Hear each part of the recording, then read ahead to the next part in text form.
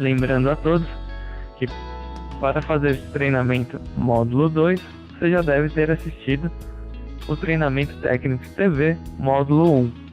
Além disso, você tem que ter em mãos o manual de serviço. Lembrando a todos que esse treinamento é composto de 4 módulos, como o treinamento do módulo 1. Esse treinamento ele tem como objetivo informar a você sobre modificações e novidades tecnológicas em relação ao chassi BA5D, passando as dicas de reparo e para consertos de aparelhos.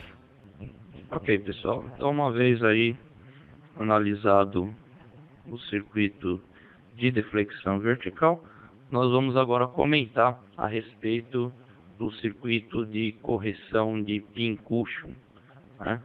Conhecidos aí de vocês, os defeitos relacionados ao pin, o efeito barril, né, efeito almofada. Antes disso, vamos, para quem ainda não lembra, né, vamos estar aí mostrando para vocês os efeitos causados por uma deficiência no circuito de pin, né? Então vamos aqui marcar. Então, pessoal, o que nós temos aí? A imagem corrigida, né? Então seria uma imagem com o circuito de pin funcionando corretamente. Então você vê que o quadro geometricamente ele fica perfeito, né? Na parte superior e na parte inferior da imagem. Então isso está uma imagem corrigida geometricamente, circuito de pin funcionando direitinho. Quando a gente tem uma falha de pin, uma distorção de pin, note como fica a imagem, né? Ela deveria ficar reta, como aqui no desenho que a gente está colocando aí para vocês, né? Só que note aí que está todo distorcido, né? Então está faltando correção de pin, né? Então o quadro geometricamente ele dá uma encolhida na parte do meio, né? Horizontalmente ele dá uma encolhida e ele alarga na parte superior e inferior da imagem. O efeito barril, pessoal, nós temos um transformador em todos os circuitos de TV, nós temos um transformador para corrigir isso, né? Porém na Sony eu nunca vi um defeito num transformador desse que pudesse estar provocando o efeito barril, ok? Então é mais comum a gente encontrar um problema de distorção de pin cushion, ok? Está destacado aí em amarelo para vocês. Então vamos aí voltar à nossa apostila e vamos então dar início à descrição de funcionamento do circuito de correção de pin, ok? Bom, para a gente ter uma perfeita geometria na tela, uma perfeita correção do efeito almofada, nós vamos trabalhar com 2 tipos de sinais. Nós vamos precisar 2 sinais para fazer a correção corretamente. Então, pessoal, muitas vezes a gente pega aí a oficina autorizada, o técnico quebrando cabeça, né? E sai trocando um monte de peça e às vezes não sabe, muitas vezes, o fundamento de como que se gera a correção de pin. Então eu gostaria que vocês prestassem atenção, e esse ponto aqui do circuito é muito importante. Então para a gente ter a correção do sinal de parábola, né, do circuito de pin, nós vamos usar 2 sinais. Um sinal de EW, que é o sinal de parábola, e o sinal de AFCP, que é um sinal dente de serra. É uma amostra do funcionamento do horizontal do televisor. Tá? Então a gente sempre tem que ter esses 2 sinais. Se um desses 2 sinais falhar, tiver distorção, alguma coisa assim, eu vou ficar com a tela geometricamente toda torta, ok? Então o primeiro sinal que a gente vai analisar é o sinal de EW. Então o sinal de EW, correção leste-oeste, ele é gerado pelo IC301, que é o IC Django, é o CXA2155S. Esse sinal de EW, ele sai no pino 26 com um nível, né, com nível de tensão de 4,6 volts. Então você vai utilizar logicamente o osciloscópio, e vocês vão ter que medir o pino 26, o pino 26 vai ter que ter um nível de tensão DC de 4,6 volts, e o sinal que vocês vão encontrar é o sinal que vocês têm aí na foto. É uma forma de onda parábola, né? A gente vai aí marcar com o quadradinho verde. Então vocês têm que obter esse sinal, essa forma de onda, ok? Então, quando vocês entram no modo de serviço para fazer um ajuste de geometria, né? Então, pin, ampli, corner pin, né? Vocês vão estar o quê? Mexendo na amplitude dessa forma de onda. Vocês vão estar mexendo um pouco com a largura dessa forma de onda e assim sucessivamente, ok? Então esse sinal, o sinal de EW, ele sai do pino 26 do IC301 e tem que ter esse formato aí que vocês estão vendo em destaque azul, ok? Então esse sinal ele vai ser comparado com uma amostra do pulso de horizontal, que é o AFCP. Ele vai ser amplificado e aplicado a saída horizontal para modular o pulso de deflexão horizontal, ok? Bom, como dissemos agora há pouco, nós precisamos de dois sinais. Um é o EW, que a gente veio no slide anterior, e o outro sinal que a gente vai utilizar para correção do pin é o sinal, é uma amostra do funcionamento do próprio oscilador, do própria saída horizontal, tá? Então vocês encontram aí, a gente vai marcar aí para vocês, entre o capacitor C527 e C510, né? É daí onde sai uma amostra do funcionamento do saída vertical, que é o chamado de AFCP. Em alguns chassis, alguns esquemas elétricos, vocês vão encontrar essa nomenclatura não como AFCP, e sim como HP, pulso de horizontal, né? Então, esse sinal ele também é enviado para o Django, porque o Django ele precisa de uma amostra do funcionamento do horizontal para poder sincronizar a frequência do oscilador horizontal com o sincronismo horizontal do sinal de vídeo que vem da emissora, ok? Senão, se não tiver essa amostra, o horizontal ficaria sem sincronismo, tá? Ficaria aí, né, tombado ou para a direita ou para a esquerda. Então você precisa de ter uma amostra, que é a amostra de HP do pulso de horizontal, retornando para o Django para poder então amarrar esse sincronismo. E a gente utiliza também essa amostra para fazer a correção de pin. Então o sinal que vocês vão obter aí na estrela amarela está sendo mostrado aí em destaque no quadro verde, ok? Nós temos aí frequência do horizontal, logicamente, 15.000, em torno de 15.750 Hz, e a tensão de 39,2, 39,40 volts pico a pico aproximadamente. Então, eu tenho que ter esse sinal para fazer a correção de pin, ok? Os dois sinais, eles têm que ser enviados para o IC501, que é um NJM2903, né? Ele tem dois circuitos operacionais internamente. A gente vai estar marcando aí, né, com uma linha verde. Por que a gente está marcando com essa linha verde? Porque esse C ele vai ter duas funções, ok? Ele vai trabalhar tanto para a parte de proteção, que a gente vai ver depois no módulo 3, né? como que funciona essa proteção. E a outra metade, o outro amplificador, que é essa parte que a gente está marcando em amarelo, essa sim ela vai estar trabalhando para fazer a integração dos dois sinais e obter o sinal resultante para fazer a correção de geometria na tela. Ok? Então,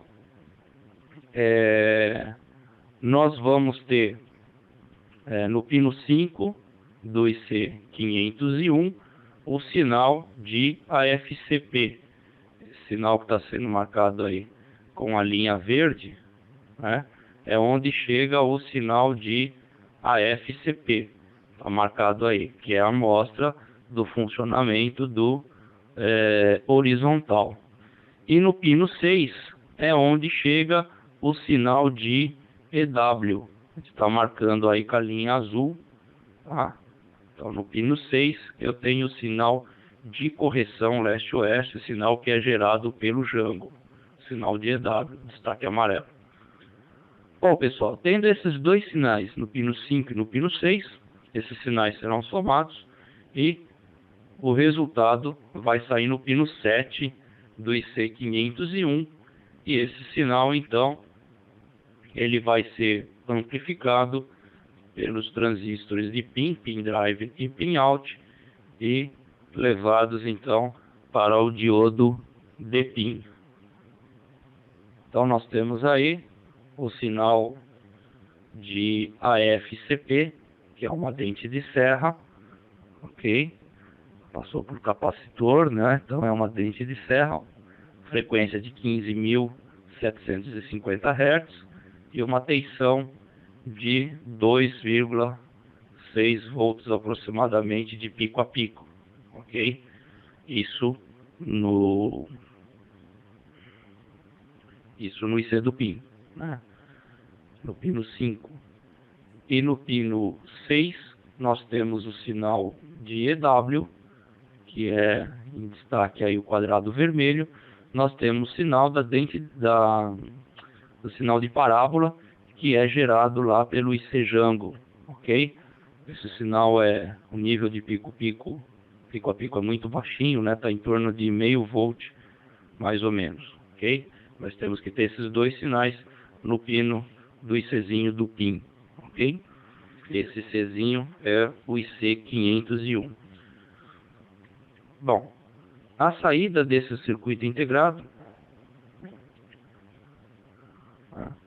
o sinal de saída corrigido do pino 7 vai ser enviado então ao transistor Q511, que é o transistor PIN drive. Então ele vai para a base do PIN drive, ele vai amplificar esse sinal, e o sinal que a gente vai obter no coletor do Q511 é o sinal que vocês estão verificando aí abaixo, né, ao lado, em destaque aí com um quadrinho verde.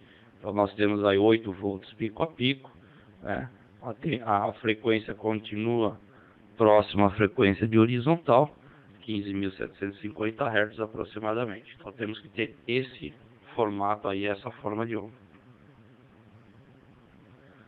E na parte de etapa de saída propriamente dita, essa etapa é composta pelo Q512. Então, o coletor do Q512 envia o sinal para a base do Q512, e a saída no coletor do Q512 vai ter o formato desse sinal aí que está em destaque com o quadrado verde, ok? Só que notem então, né, que nós já temos aí um sinal de uma amplitude razoável, 156 volts aproximadamente, ok? Então esse sinal na base do Q512 é amplificado, e aí nós temos esse sinal no coletor. E esse sinal vai ser enviado então para o IC do PIN, né, que não está aparecendo aí, só que a gente vai abrir aqui o esquema elétrico e vai mostrar para vocês onde esse sinal é enviado, ok? Então temos aí o transistor Q511, ok? Então o coletor dele está na base do Q512. Q512 é o transistor de saída do pin, é o pin out. E no coletor sai esse sinal que a gente acabou de verificar. Vai passar pelo indutor L511. Tomem cuidado com esse indutor, principalmente em modelos importados. Pode haver o sobreaquecimento desse indutor. Ele entra em curto, algumas espiras, então ele queima a saída do pin, o Q512 aqui no caso, e pode provocar uma distorção grande de imagem.